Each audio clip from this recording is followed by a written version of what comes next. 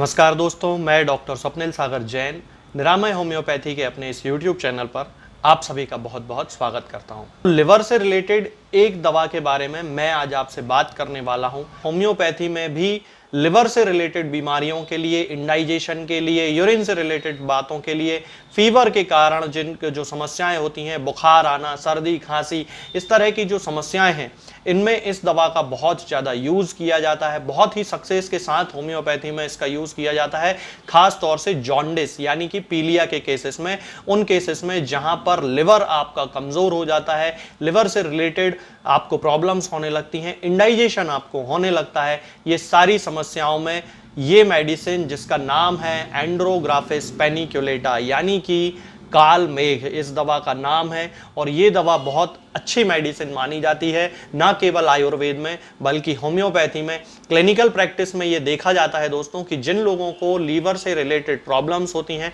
Indigestion की problem होने लगती है, बर्निंग उनको होने लगती है, फैटी लिवर उनका हो जाता है और इस फैटी लिवर के कारण उनका खाना डाइजेस्ट सही से नहीं होता है और उसके डाइजेशन ना होने के कारण उनके शरीर में बाइल पिगमेंट बढ़ने लगते हैं, यानी कि उनके शरीर में जो सीरम बिलिरुबिन होता है वो बढ़ने लगता है और सीरम बिलिरुबिन बढ़ने के कारण उनकी बॉडी में जॉन्डिस डेवलप होने लगता है। तब उस कंडीशन में काल मेघ का ये मदर टिंचर बहुत ही ज़्यादा सक्सेस के साथ उन पेशेंट्स को रिलीफ देता है उनके सिम्टम्स में।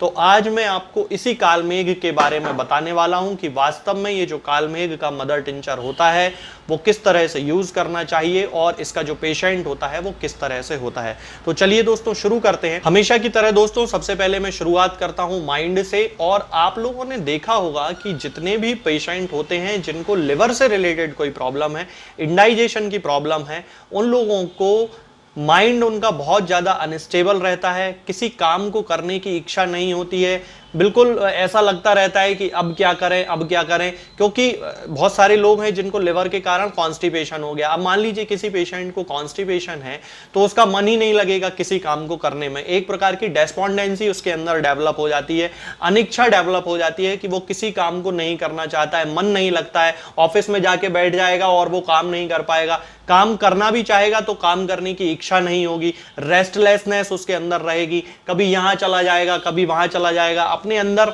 अपनी जो एनर्जी है उसको अच्छा महसूस नहीं होगा। ये सारी जो चीजें होती हैं ये इस पेशेंट के अंदर रहती हैं क्योंकि उसको इंडाइजेशन है। यदि हम उसके हेड की बात करते हैं तो आप लोगों ने सुना होगा, बहुत सारे लोग कहते हैं कि उनको इंडाइजेशन के कारण सिर दर्द होता है।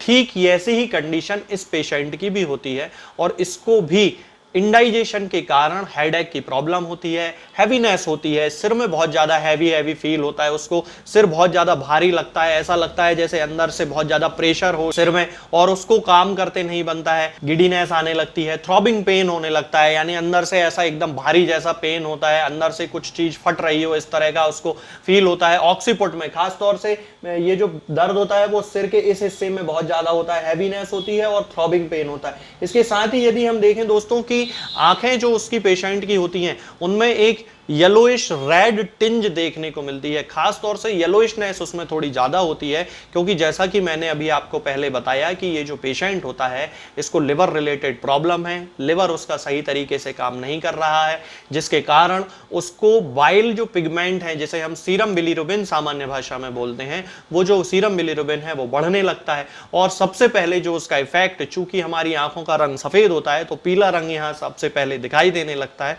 और उसकी आंखें जो हैं वो स्क्लेरा जिसे हम कहते हैं, आंखों का सफेद पार्ट इसको जो कहते हैं ये स्क्लेरा होता है दोस्तों, तो ये स्क्लेरा उसका पीला पड़ जाता है। इसके बाद यदि हम देखें दोस्तों उसकी नाक की यदि हम बात करते हैं तो ये जो पेशेंट होता है इसको कंटिन्यूअसली डिस्चार्ज होता है, वाटरी डिस्चार्ज होता है।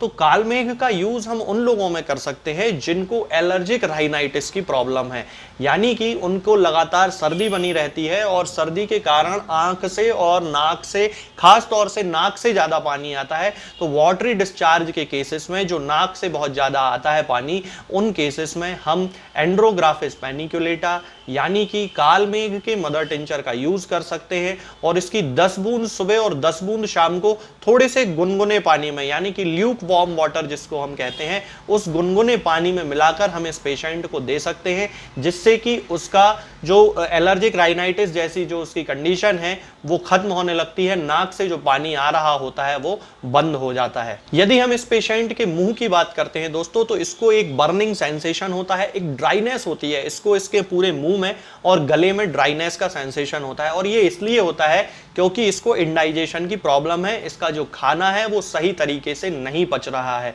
आप लोगों ने सुना होगा कि बहुत सारे लोग कहते हैं उनका मुंह कड़वा बना रहता है और उस कड़वेपन के कारण उन्हें किसी चीज का स्वाद नहीं आता है, मुंह सूखा रहता है, गले में उनको जलन होती है। यदि हम इन पेशेंट्स की जीभ चेक करते हैं यानी कि टंग चेक करते हैं, तो टंग एकदम व्हाइट कोटेड होती है। एक और मेडिसिन होती है दोस्तों होम्योपैथी में जिसे एंटिम क्रूड कहा जाता है। एंटिम क्रूड के जैसे ही सिम्टम्स इस कालमेघ जो मेडिसिन है इसमें मिलते हैं, और जिस तरह से एंटिम क्रूड के पेशेंट की जो जीभ होती है वो व्हाइट कोटेड होती है, ठीक उसी तरह कालमेघ के पेशेंट की जीभ भी व्हाइट कोटेड होती है। इसके साथ यदि हम एब्डोमेन की बात करते हैं तो इसको बिल्कुल भी भूख नहीं लगती है। अब जिसको डाइजेशन की प्रॉब्लम होगी, जिसको इंडाइजेशन होगा, जिसका खाना सही तरीके से नहीं पच रहा है, उसको 100% भूख नहीं लगने वाली है। तो ये जो पेशेंट होता है इसको बिल्कुल भी फीलिंग नहीं होती है कि इसको थोड़ी सी भी भूख है, बल्कि भूख ना होने के कारण इसके पेट में ब्लोटिंग होती है, हैवीनेस होती है, बहुत ज्यादा इसको ऐसा लगता है कि पेट बहुत ज्यादा भारी हो रहा है। इस कंडीशन में हम एंड्रोग्राफिस का यूज कर सकते हैं। इसके साथ ही जैसा कि मैंने अभी आपको बताया था कि पीलिया के केसेस में एंड्रोग्राफिस का यूज बहुत ज्यादा सक्सेस के साथ किया जाता है। तो जिन लोगों को पीलिया की शिकायत होती है उन लोगों को कार्डुअस मैराइनस के मदर टिंचर के साथ एंड्रोग्राफिस का मदर टिंचर यूज करना चाहिए, यानी कि कालमेघ का मदर टिंचर यूज करना चाहिए। और दोनों मदर टिंचर्स की 10-10 बूंद दिन में 3 बार आधे कप या 1 कप पानी में मिलाकर जिनको पीलिया की शिकायत हो उन पेशेंट्स को देना चाहिए। इसके अलावा दोस्तों अब चूंकि इनका लिवर जो है वो सही तरीके से काम नहीं कर रहा है, तो लिवर जो है वो एनलार्ज्ड हो जाता है, बड़ा हो जाता है। इसको हम सामान्य भाषा में कहते हैं कि लिवर में सूजन आ जाती है।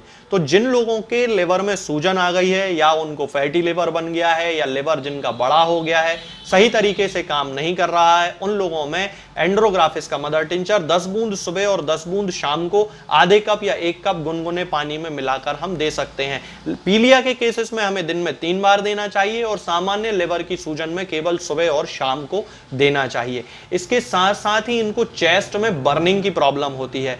चूंकि उनका जो खाना है वो डाइजेस्ट नहीं हो रहा है, तो जो एसिड है वो रिगर्जिटेट होता है, यानी कि वापस मुंह में आता है। इसको रिगर्जिटेशन ऑफ फूड बोला जाता है।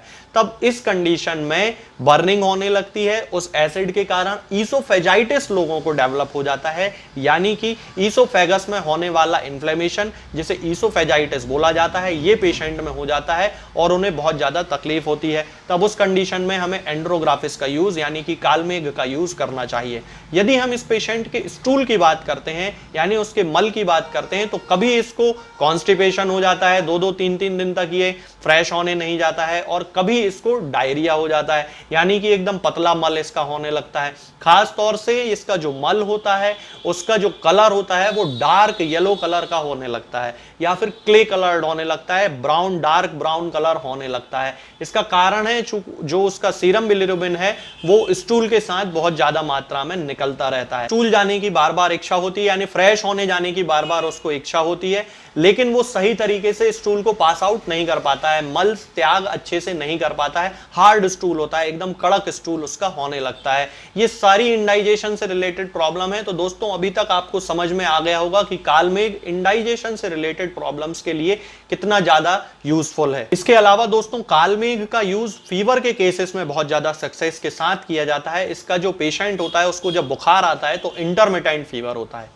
इंटरमिटेंट फीवर का मतलब होता है कि कभी बुखार आया, 2-3 घंटे बुखार रहा, फिर उसके बाद चला जाता है, फिर 2-3 घंटे बाद फिर बुखार आ जाता है, फिर उसकी बॉडी ठंडी हो जाती है कुछ समय के लिए और फिर बुखार आ जाता है। इस तरह से इसका इंटरमिटेंट फीवर होता है। इसके साथ ही इसमें यानी इसका जो बुखार होता है उसमें एक पीरियोडिसिटी देखी जाती है, यानी कि इसका बुखार जो होता है वो सुबह 11 बजे के आसपास आता है, फिर उसके बाद 2-3 घंटे रहेगा, फिर बुखार उतर जाएगा और फिर शाम को 7-8 बजे आता है बुखार।